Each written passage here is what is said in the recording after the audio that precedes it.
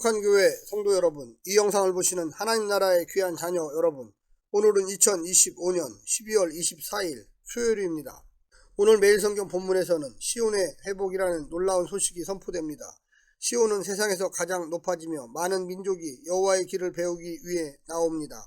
모든 무기가 사라지고 하나님이 직접 통치하시는 평화의 나라에서 남은 자들이 평화를 누립니다. 그럼에도 지금은 해산하는 여인처럼 고통의 시간을 보내야 합니다. 이방 민족이 그를 공격해 오겠지만 궁극적으로는 시온의 승리로 끝날 것입니다. 오늘 본문을 나누어 보겠습니다. 미가 4장 1절부터 7절, 시온의 회복과 평화의 시대, 시온의 회복과 평화, 평화로운 시대의 모습, 남은 자, 평화로운 나라들의 백성들. 8절부터 13절, 시온의 고통과 회복, 통치권의 회복, 시온의 고통, 시온을 조롱하는 이방을 공격. 오늘 본문 미가 4장 1절부터 13절 말씀을 듣고 다시 오겠습니다. 미가 4장. 끝날에 이르러는 여호와의 전의 산이 산들의 꼭대기에 굳게 서며 작은 산들 위에 뛰어나고 민족들이 그리로 몰려갈 것이라. 곧 많은 이방 사람들이 가며 이르기를, 오라, 우리가 여호와의 산에 올라가서 야곱의 하나님의 전에 이르자. 그가 그의 도를 가지고 우리에게 가르치실 것이 아니라 우리가 그의 길로 행하리라 하리니, 이는 율법이 시온에서부터 나올 것이요 여호와의 말씀이 예루살렘에서부터 나올 것임이라. 그가 많은 민족들 사이에 이를 심판하시며 먼 곳 강한 이방 사람을 판결하시리니, 우리가 그 칼을 쳐서 보습을 만들고 창을 쳐서 낫을 만들 것이며, 이 나라와 저 나라가 다시는 칼을 들고 서로 치지 아니하며 다시는 전쟁을 연습하지 아니하고 각 사람이 자기 포도나무 아래와 자기 무화과 나무 아래에 앉을 것이라. 그들을 두렵게 할 자가 없으리니, 이는 만군의 여호와의 입이 이같이 말씀하셨습니다. 만민이 각각 자기의 신의 이름을 의지하여 행하되 오직 우리는 우리 하나님 여호와의 이름을 의지하여 영원히 행하리로다.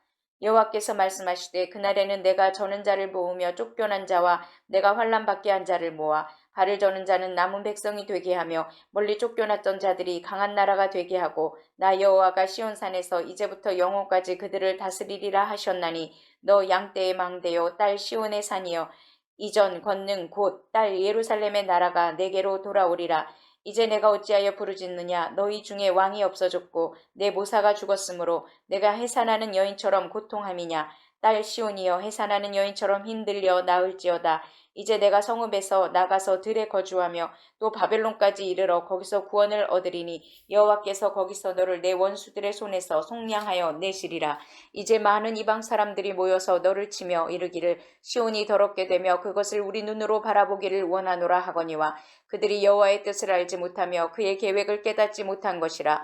여호와께서 곡식단을 타작마장에 모음같이 그들을 모으셨나니, 딸 시온이여, 일어나서 칠지어다. 내가 내 뿔을 무쇠 같게 하며 내 굽을 녹 같게 하리니, 내가 여러 백성을 쳐서 깨뜨릴 것이라. 내가 그들의 탈취물을 구별하여 여호와께 드리며 그들의 재물을 온 땅에 줍게 돌리리라. 선지자들은 미래를 말할 때 훗날에, 끝날에, 그날에, 여호와의 날에 같은 특정 부사구를 씁니다. 이것이 종말을 가리키기는 하지만 그렇다고 꼭 마지막을 뜻하지는 않습니다.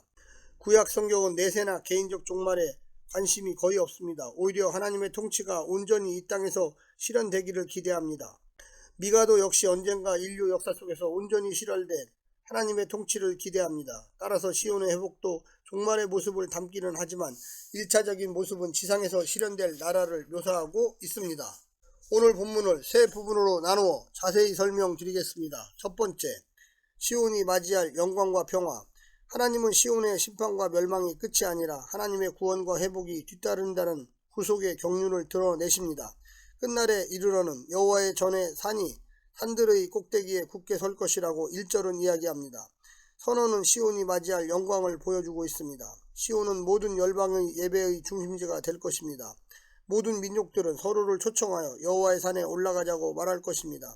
하나님의 법은 시온에서 흘러나오고 그 결과 전쟁이 종식되고 평화가 도래할 것입니다. 그리스도인은 하나님 나라의 평화를 현재의 삶 속에서 실현하며 살면서 선교와 나눔, 환대와 성김을 통해 열방을 향한 하나님의 마음을 드러내야만 합니다. 교회는 하나님의 평화를 맛보고 화해를 이루고 평화의 중재자가 되어 분열된 세상에서 샬롬을 실천해야만 하겠습니다. 두 번째는 시온과 남은 자의 회복. 그날에 하나님은 남은 자를 다시 모으실 것입니다. 저는 자와 쫓겨난 자는 바벨론 포로된 이스라엘 백성을 상징할 뿐만 아니라 인간의 연약함과 상실을 상징합니다. 하나님은 그들을 강한 나라로 세우실 것입니다. 시온에서 다시 하나님의 왕권이 회복되고 다윗의 영광은 메시아 안에서 완전히 새롭게 성취됩니다. 교회는 약하고 때로는 세상 속에서 소외된 것처럼 여겨지지만 하나님은 남은 자를 모아 강한 백성으로 세우십니다. 하나님은 강한 자들을 통해서가 아니라 약한 자와 상처 입은 자를 통해 자신의 일을 이루십니다. 마지막 세 번째는 시온이 경험하게 될 승리. 미가 선지자는 이스라엘의 현실을 산고를 겪는 여인에 비유하며 백성이 죄로 징계를 받고 바벨론 포로로 끌려가야 할 것을 선포합니다. 왕과 부사가 사라진 상황은 이스라엘의 절망을 보여줍니다. 그러나 바벨론에서 이스라엘은 징계를 경험하지만 그 자리에서 하나님은 친히 구속하시고 새로운 역사를 시작하십니다. 이방 사람들이 시온을 치며 조롱하지만 하나님은 시온이 열국에서 승리하리라 이야기합니다. 오늘날 교회도 세상 속에서 무력하게 보일 수 있지만 그리스도인은 자기 힘이 아니라 하나님의 능력으로 담대함을 가져야 합니다. 시온이 승리하고 전리품을 여호와께 바치는 장면은 승리의 최종 목적이 다른 것이 아니라 여호와의 이름을 높이는 것임을 보여주고 있습니다. 사랑하는 성도 여러분, 오늘 하루도 승리하시고요. 하나님의 놀라운 축복과 은혜가 늘 함께하기를 간절히 바랍니다. 샬롬.